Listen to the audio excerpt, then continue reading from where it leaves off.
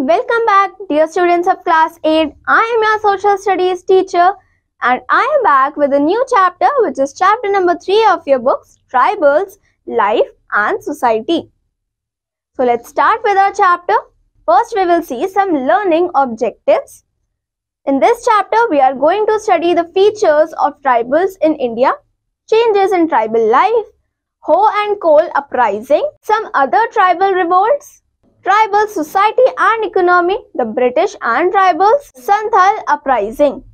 Let's warm up. So look at the following pictures. Here we have 3 pictures. Identify the picture given above and how are they relevant to the chapter. So discuss these 2 questions with your teachers and write their answers in your books. Now here we have application skills. In the previous class, we read that majority of Indians lived in villages and practiced agriculture. The different rulers of various parts of the subcontinent encouraged agriculture and introduced different systems to extract land revenue from the peasants. The economy of these kingdoms and empires was largely dependent on agriculture. With the British coming to power, the old revenue system were abandoned and new revenue arrangements were instituted. These systems brought about great changes in the economic and social conditions of the peasant. We will study about these changes in this chapter. Why do you think different rulers introduced different system of revenue collection? Discuss this question with your friends. Now students, let's start with our first topic of this chapter, which is features of tribals in India. It is difficult to classify different forms of tribal societies. Indian tribals can be broadly classified into the following categories on the basis of area or region occupied. So Indian tribals live in one of the 3 zones, that is the north and the northeastern, the central and the southern. This is a picture showing some tribals. Next is language. The tribal people of India are classified into 3 linguistic families, that is Dravidian, Munda and Tibeto-Chinese. Next is racial characteristics. All the tribal population is classified into 7 racial types: Turco-Iranian, Indo-Aryan, Scytho-Dravidian, Aryo-Dravidian, Mongol-Dravidian, Mongoloid and Dravidian. Now next is occupations. Tribal families' main occupation are hunting, cultivation in the hills, pastoralism, farming in plains, labor-oriented work, service and trade, folk dance or music and crafts work. So tribals जो थे mainly यही सारे काम करते थे. Now next is cultural relation. Indian tribes can also be grouped according to their level of contact with the outsiders. They might be more or less out of contact or under some influence of the rural-urban groups or totally assimilated. Next is religion or culture. You will get more information in this chapter. Now our next topic is tribals, society and economy. Many tribal groups are settled in India. The popular ones are Mundas, Santhals, Oraons, Begas, Gonds and Khonds and the Khasis and Nagas. So these were the tribals जो कि India में settled थे. The tribals do not form the caste system. वो किसी caste system को नहीं मानते थे. They have distinct culture of their own. They do not have any conflict. Each tribal group follow its own beliefs, custom and rituals. Her tribal group का अपने अपने believe थे, अपने अपने कस्टम थे और अपने रिचुअल्स थे. Mainstay of this economy is natural resources, that is forest products of the region where they live. So this is a picture showing some Mundas.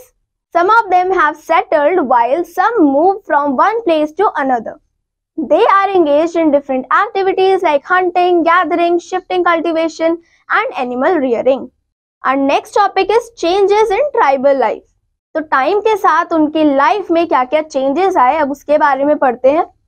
The tribal people everywhere have lived in intimate relationship with the forest and it is linked with their existence. They get food, fruits, edible roots, herbs and honey from the forest. तो वो totally forest के ऊपर dependent थे. The tribes since times immemorial have enjoyed freedom to use forest in whatever manner they liked, to such an extent that they have developed the conviction that they belong to the forest and forest belong to them.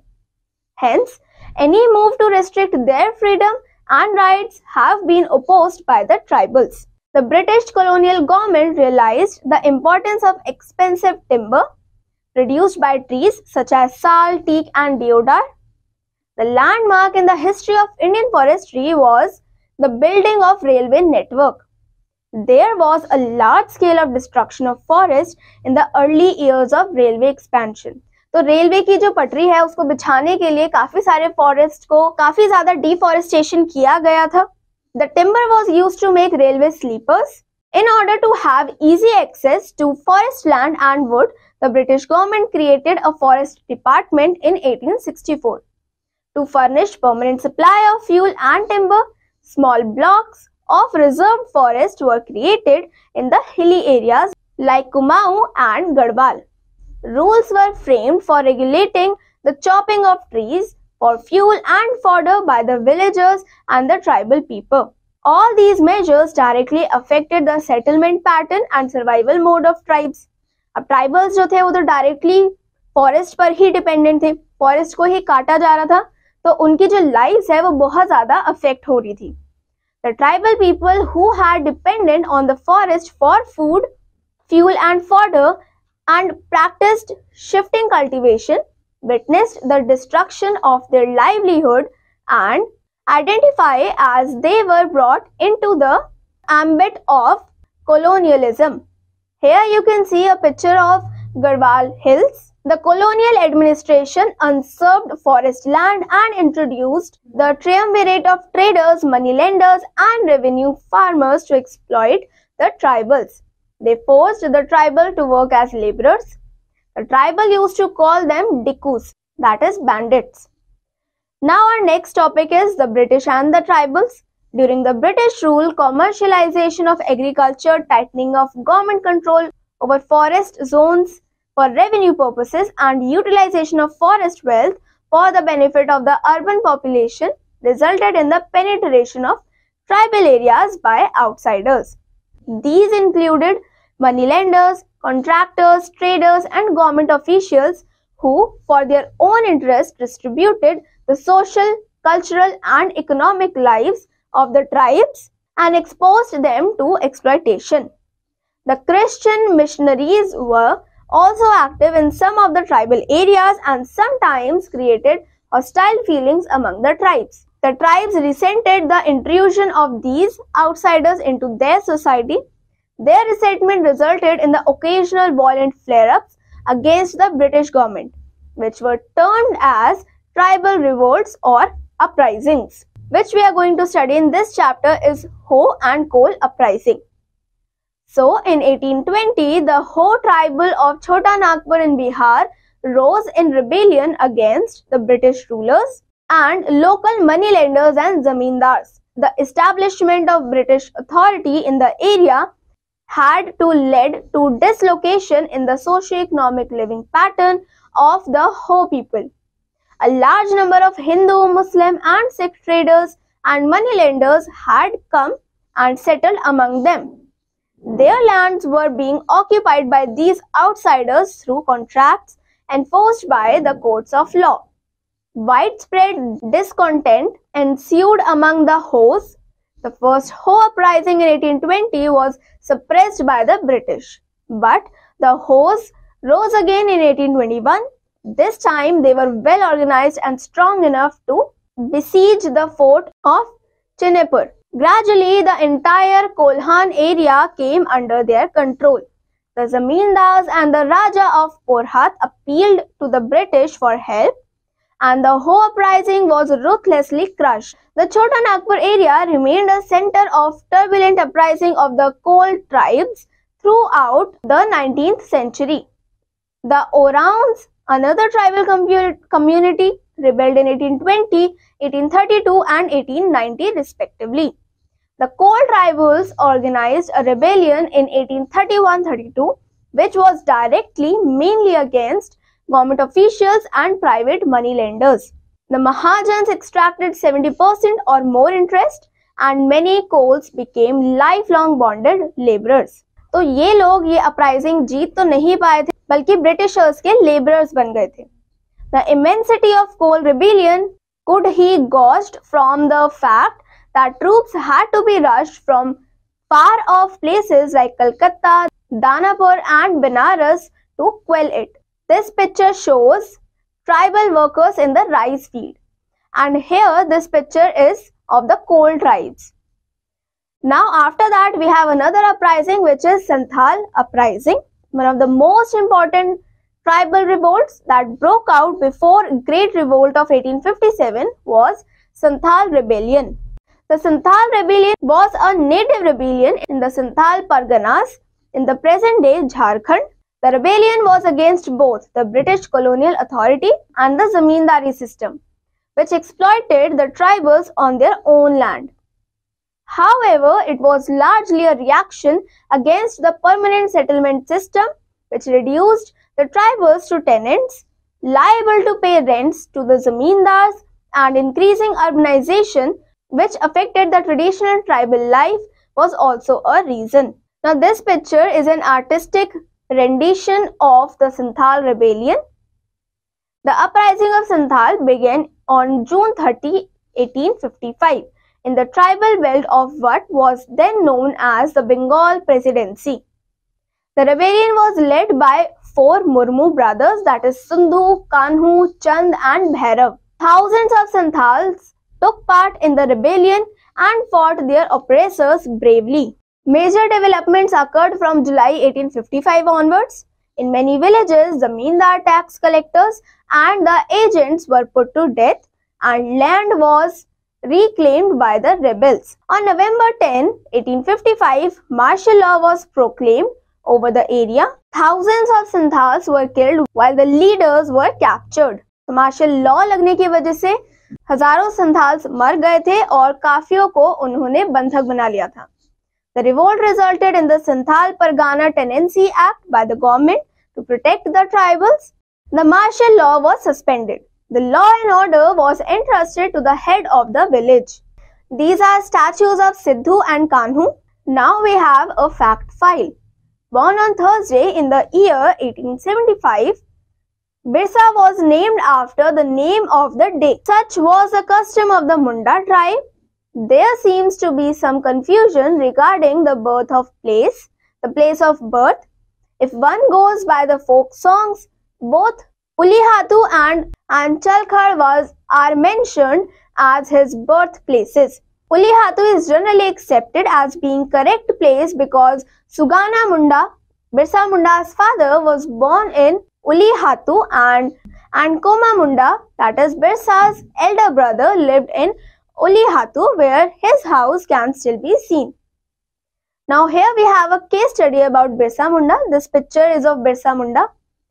Birsa Munda and the revolt in Chota Nagpur, 1899 to 1900. After the Kol uprising of 1830, Mundas revolted in Chota Nagpur region in 1830 to 31. As a result of revolt, formation of new revenue policy and introduction of judicial regulation of the government were made in the country. Birsa Munda was a son of a Munda and born in Chota Nagpur region in 1875. The Mundas were aggrieved by the encroachment by merchants and moneylenders who have come from the northern plains. They captured the lands over there and imposed forced labors on Mundas. The government did not provide any relief to them even after they sent a legal petition for the same. In 1895, Birsa decided elimination of all the sufferings of his community. He was arrested and sent to jail for 2 years, and in 1897 he was released. Then Birsa started walking and touring as to meet and gather support of the people. He used the traditional words as Ravan, Dikus and the Europeans, requesting them to destroy them. He established a kingdom and became its leader. The followers of Birsa targeted the symbols of Diku and started attacking police stations and churches. They raided the property of zamindars and moneylenders. They symbolized the white flag with Birsa Munda. By 1900, the British defeated them and imprisoned Birsa. Birsa died of cholera in prison and the movement was suppressed. From 2 points of view, the movement is said to be significant. The colonial government forced to agree to introduce laws and settlement operations. Secondly, the forced labors were banned in tribal areas, and also the tribals' capacity to protest against the colonial rule was exposed. Now, here are some other tribal revolts. During the British rule, several Adivasis revolt took place in Odisha and in the northeast. The significant ones included the Pek Rebellion of 1817, the Ghumsar Uprising of 1836 to 56, and Sambhalpur Revolt of 1857 to 64. The Khasis living in Assam and the present-day Meghalaya revolted in 1829 under the leadership of U. Tirot Singh, as the British wanted to construct a road which passed through the land of Khasis. This is a picture of a Khasi woman. The Nagas revolted in 1849, Kukis in 1829, Kharswars in 1870 and Kacha Nagas in 1870. In the hilly tribal tracts of Andhra Pradesh, a revolt broke out in August 1922, led by Alluri Ramchandra Raju, better known as Sitaram Raju. The Adivasis of the Andhra Hills succeeded in drawing the British into full-scale guerrilla war. Unable to cope, the British brought in the Malabar Special Force to crush it, and only won when Alluri Raju was killed. As the freedom movement widened, it drew Adivasis into all aspects of struggle. Many landless and deeply oppressed Adivasis joined hands with the upper caste freedom fighters, expecting that the defeat of British would usher in a new democratic era. Now this is a table showing some tribal movements from 1765 to 1990. Read this table very carefully. Next up we have value and life skill. Discipline and obedience to the tradition of our ancestors, respect for self, elders and others are some values we learn from tribals. They respect nature and natural wealth, have patience and take pride in their society. So with that, we are at the end of this chapter. Let's revise all of the things which we have studied in this chapter. So here we have recapitulation. Indian tribals have many distinct features. With the coming of the British, the ruling system and powers of tribal chiefs underwent a considerable change. In the 19th and 20th centuries, tribal groups in various parts of the country revolted against the changes in laws. The Ho tribals of Chota Nagpur revolted against the British in 1820s. So that is it for today's class. This sums up our chapter. I hope you have enjoyed today's class. We will meet in the next class with a new chapter. Till then, take care of yourselves.